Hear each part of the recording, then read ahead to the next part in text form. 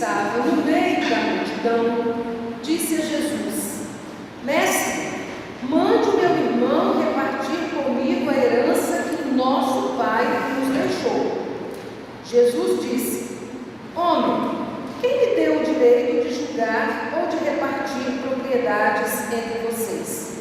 E continuou dizendo a todos: Prestem atenção, tenham cuidado com todo tipo de avareza, porque a verdadeira vida de uma pessoa não depende das coisas que ela tem, mesmo que sejam muitas.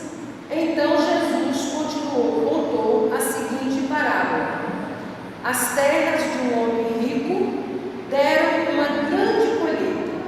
Então ele começou a pensar: eu não tenho lugar para guardar toda esta colheita. Que é que vou fazer?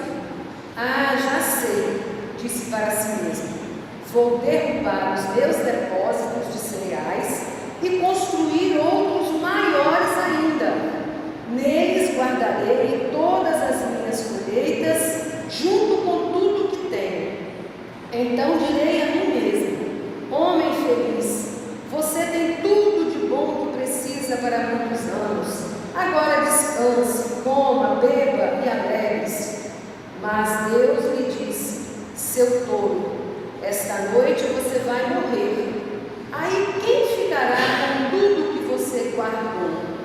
Jesus concluiu: isso é o que acontece com aqueles que juntam riquezas para si mesmos, mas para Deus não são ricos. Oremos. Boa noite, Deus Pai, nesta manhã tão bonita, ó Deus, em que a luz irradia, o sol chega à nossa pele, nos dá um sentimento de aconchego, também de frescor, ó Deus. Tu nos congregas na tua casa, para ao redor da tua palavra sermos alimentados, para ao redor da tua palavra sermos fortalecidos, para o nosso dia a dia, para o nosso levantar, para o nosso deitar.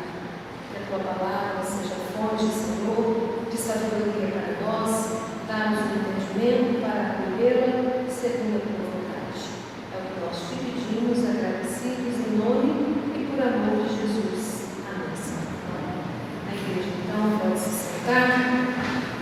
Nós vemos que é um texto desafiador, pois nos leva a pensar aquilo que de início colocamos como centro da nossa reflexão, que é exatamente a palavra valor.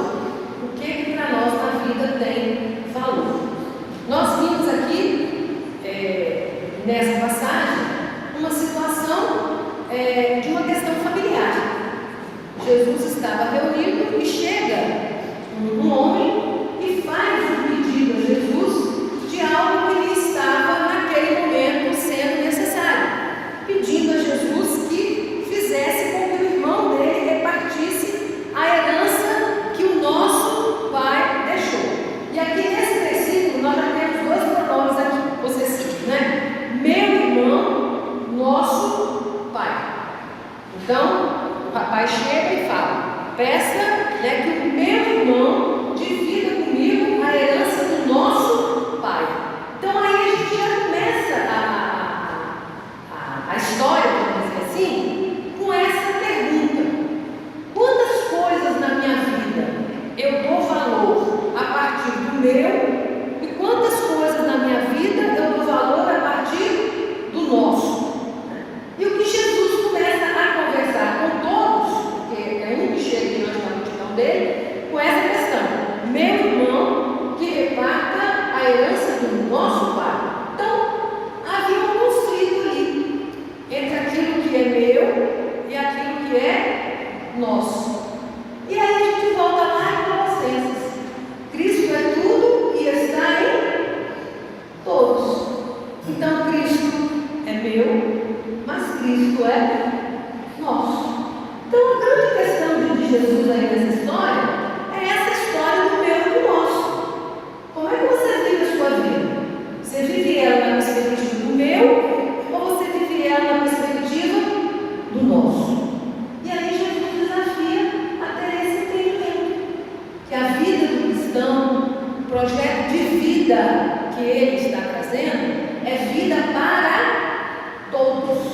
não é vida para alguns, é vida para todos. Então, na perspectiva cristã, esse meu é algo que a cada dia a gente tem que ir, como Paulo colocou, essa imagem de ir abafando, de ir destruindo mesmo dentro de nós. Uma perspectiva que uma palavra não é boa, destruir, né? Mas algo que precisa ser, quem sabe, dissipado em nós, diluído em nós. Essa perspectiva de viver a vida no eu. Porque a vida do eu é a vida da centralidade, é a vida da mais-valia, é aquilo que para mim é o que importa, que é meu, ninguém bota a mão, que é meu, não divido com ninguém, que é meu, é meu, é meu. E aí quase sempre a gente pega Cristo, embrulha ele num presente, né? E toma Cristo para nós, mas como uma posse. Cristo passa a ser uma posse na vida da gente. Cristo é meu. Mas é um Cristo que é meu para ficar ali dentro de mim, me dando a mim a perspectiva de que Ele está em mim. Mas se conforme fala ali na carta de Colossenses, Cristo não transbordar em você, o Cristo ainda não está em mim. Esse Cristo, para Ele estar em mim, Ele precisa transbordar em mim. E aí Ele, além de me dar a valorização daquilo que eu sou, Ele me chama a compreender a valorização daquilo que o outro é, que a outra é. E aí a gente vive essa vida desse reino de Deus que efetivamente chegou para todos. O reino de Deus está entre vós. Esse reino precisa ser transbordado na vida dos cristãos. E aí, tanto para esse irmão que chegou pedindo a Jesus, olha, faz com que meu irmão divida a herança do nosso pai comigo, ele vai, de certa forma, fazer uma queixa com Jesus. Ele está fazendo uma queixa. E Jesus, naquele momento, não faz nenhum juízo sobre o que ele está pedindo. Vai dizer, não, você está certo, você está errado. Mas por que seu irmão não quer te dar a herança dele? Não, mas você deveria ter direito à herança do seu irmão. Jesus não começa ao diálogo nessa perspectiva de buscar quem é que tem razão. Porque a razão, ela nessa busca, ela sempre vai ser o caminho de privilegiar alguém. Alguém vai ter a razão, aí você novamente, o nosso começou a ficar o eu. Né? E Jesus, gente, as discussões de Jesus é sempre nesse plano do nosso. Quando Jesus interfere, porque começa isso aqui, ó. O eu começa a ir para lá, aí Jesus vai e chama para cá. Essa é a forma como Jesus quer que nós nos relacionemos. E é nessa perspectiva, então, que Jesus vai desafiar as pessoas a pensar no reino de Deus.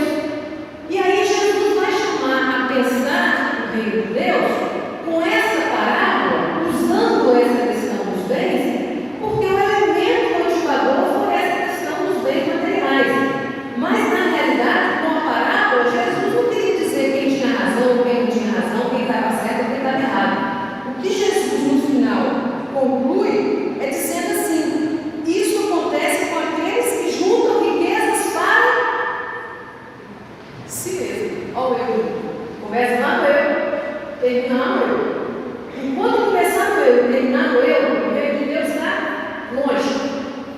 Para ter reino de Deus, tem que estar no nosso. O eu tem que se esvaziar. Não é isso que Paulo chama? O eu tem que se esvaziar. Então vocês percebem, começou com a historinha do eu e terminou com a historinha do eu. Só que começou com a historinha do eu na perspectiva da competição. Terminou com a história do eu na perspectiva da doação. E aí vem a outra visão que Jesus chama para pensar o reino de Deus. Na perspectiva, porque Deus amou o mundo de tal maneira que fez o quê? Deu. A gente é filho de Deus doador. Nós somos filhos e filhas de Deus doador. Porque Deus amou o mundo e deu o seu filho. E aí a gente começa a querer comprar o filho, né? Aí quem dá mais, quem pode mais, quem tem dízimo maior, quem tem dízimo menor, quem é que tem a casa assim, quem é que tem a casa assado. E a gente vai diluindo, né? Esse reino que é tão bonito. E aí Jesus vem e sacode para ver se a gente abre os olhos novamente para entender. Porque enquanto a gente não entender que reino tem que ser na perspectiva coletiva, porque Deus amou o mundo, o reino é na perspectiva coletiva. E assim começa então, e termina, né? Agora, de uma riqueza que para si mesmo não é rico, mas para Deus não são ricos. A nossa riqueza, que nós temos que perguntar, o valor, a pergunta inicial que eu fiz é: que valor eu tenho na minha vida que efetivamente tem valor diante de Deus? Quais são as riquezas da minha vida que têm valor diante de Deus? É por isso que Jesus então vai contando essa parábola. E aí com isso é que a gente traz a reflexão um pouco mais elaborada, que a gente constrói, mas que o pano de fundo que a gente quer trazer nessa manhã é isso, é começar perguntando sobre o valor e o que na minha vida eu dou valor tem efetivamente valor para Deus, porque assim termina a parábola, né? Isso é o que acontece com aqueles que juntam riquezas para si mesmos, mas para Deus não são ricos. E fazendo sempre um paralelo com a leitura em Colossenses, que fala então a respeito desse Cristo, né? Que faz com que nós a cada dia possamos agir com o objetivo de nos aproximarmos da pessoa de Jesus. Então, com o texto da carta aos Colossenses, somos desafiados a pautar nossa vida segundo as características do homem novo, da mulher nova. Quem está em Cristo, nova criatura é. Então tem que ter uma novidade de vida. A presença de Cristo na minha vida tem que ter uma novidade de vida. E a novidade precisa ser essa. Eu até então pensava na perspectiva do eu. Em Cristo eu aprendi a pensar na perspectiva do nosso. Isso é nova vida diante de Cristo. Então esse novo homem, essa nova mulher, nós recebemos no batismo. Mas precisamos alimentar esse novo homem, essa nova mulher, todos os dias, com as nossas ações, com a nossa forma de viver, com a forma como nós valorizamos a vida, valorizamos o outro, a outra, né? Essa comunhão nos proporciona uma nova natureza, ou seja, adquirimos essa condição de sermos novas pessoas em Cristo Jesus. E este Deus Criador está sempre renovando a nós a cada dia para que nos tornemos a cada dia mais parecidos com Cristo. Porque a estatura de Cristo é o nosso objetivo. Mas nós sabemos, eu pelo menos estou lá desse tamanho, né? Mas cada dia, se Deus me permitir pela graça dele, eu quero me aproximar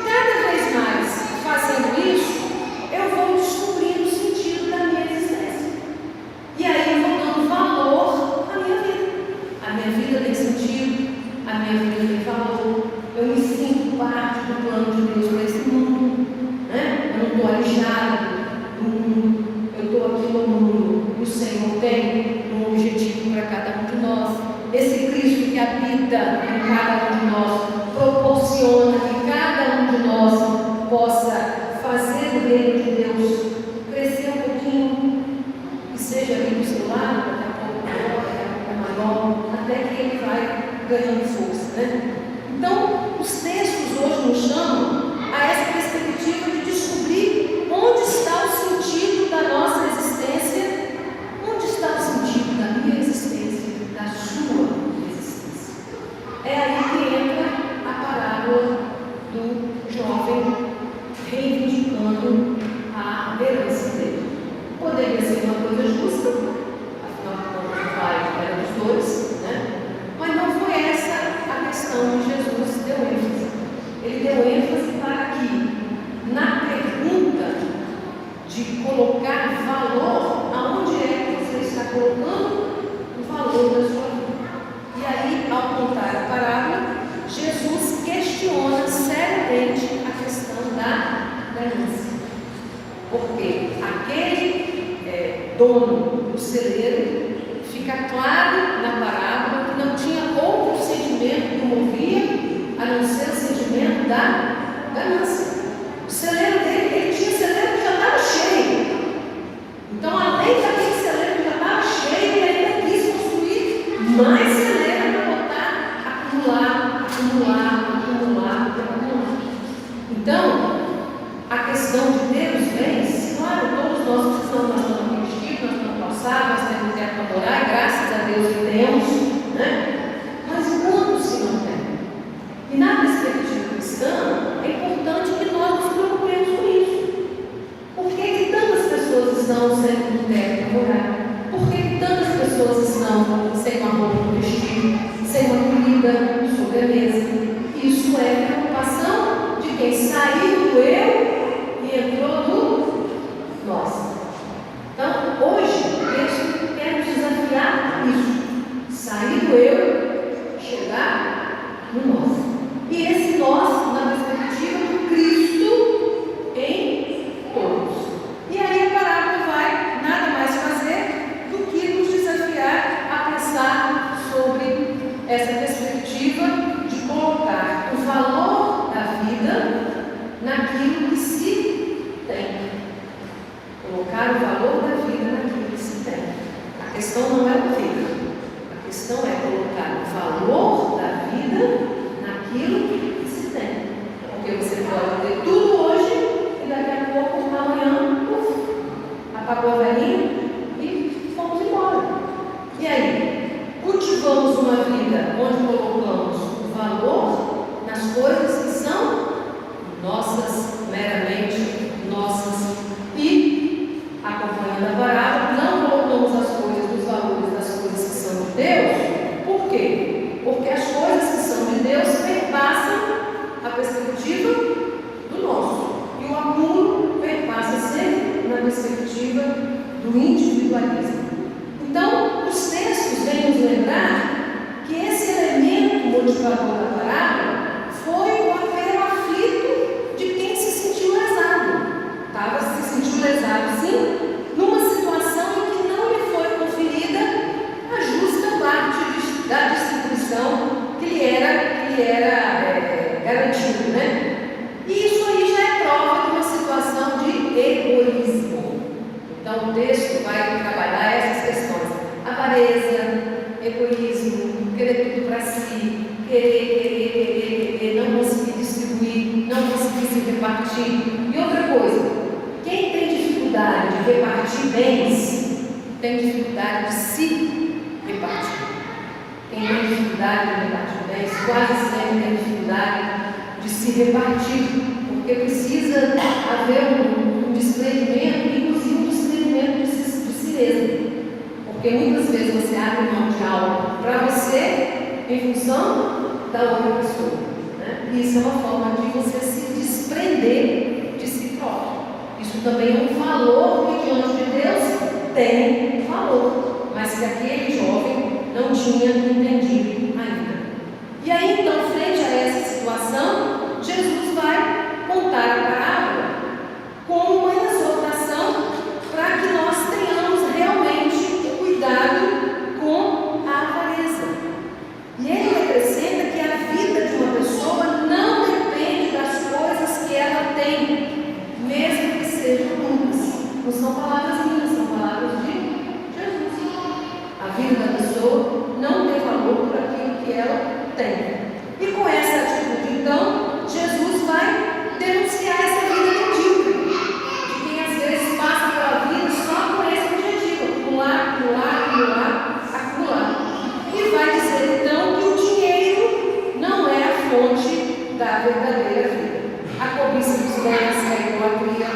Quando a gente fala de idolatria, né? Pensa que idolatria é aquela coisa, quando a imagem fica lá, ajoelhada, não. A pessoa que tem aquela coisa da conta bancária imexível, né? De preferência querendo ela cada vez aumentando, ela está idolatrando aquela conta bancária.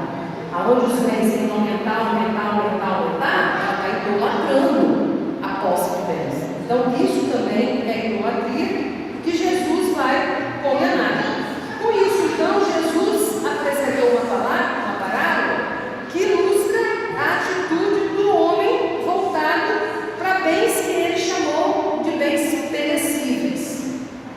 E nós cristãos vivemos na perspectiva daquilo que é imutável, no sentido de ter valor, de ter um valor tal que nada compra do ponto de vista de dinheiro. Não tem dinheiro no mundo que vai comprar esse valor. O valor da atenção, o valor do carinho, o valor de estar junto, o valor do respeito. São situações que não tem dinheiro no mundo que vai comprar. Com isso, então, Jesus apresenta essa parábola na perspectiva de nos ajudar a entender isso. E nós precisamos nos perguntar também, né? O que a gente pode aprender com essa parábola? Será que Jesus nos convida a dar tudo que a gente tem, entregar tudo e morar embaixo da ponte? Não é essa a perspectiva. Apesar de nós termos pessoas que assim fizeram, né, em nome de uma fé num Cristo que nos chamou para fazer isso. Nós temos situações de pessoas que viveram assim. Mas não é esse o foco da questão. O foco não é meramente se despojar. Mais do que aprender a se despojar, é aprender a não dar valor à ação de acumular. Essa é a questão. Não valorizar a ação de acumular meramente na perspectiva do ter. Então, por que Jesus desafia a isso? É porque quando o coração está cheio de cobiça, de avareza, de egoísmo, a vida vira um combate. Ela passa a ser, em vez de ser um deleite, você viver. Nós precisamos, na perspectiva cristã, entender isso. Vida é algo sagrado, gente. Vida é algo sagrado, foi feito para viver em deleite, no sentido da dignidade, no sentido de ter a sua casa, de ter o seu pão de cada dia, de ter a sua roupa. É nessa perspectiva que a vida nos foi dada. E nós precisamos usufruir nessa perspectiva. E nós vivemos uma realidade que sabemos que quase sempre, está quase mudando essa frase, quase sempre, né? Podemos até afirmar que sempre que uma pessoa está sem roupa, é porque o guarda-roupa de alguém está transbordando de etiqueta de roupa nova. Sempre que um está sem um telhado para morar, é porque alguém está com 30, 50, 40 casas para morar. Então, se a gente não parar para perceber que isso não é a vontade de Deus, porque isso é o eu prevalecendo, o eu de quem pode ter 50 casas, o eu de quem pode ter roupa de grife, o eu, quando a gente ficar nesse eu, nosso não aparece. O Cristo não está em todos.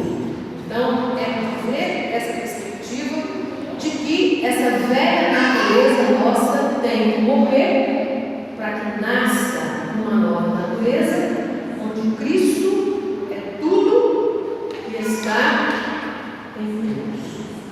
Cristo é tudo e está em Deus.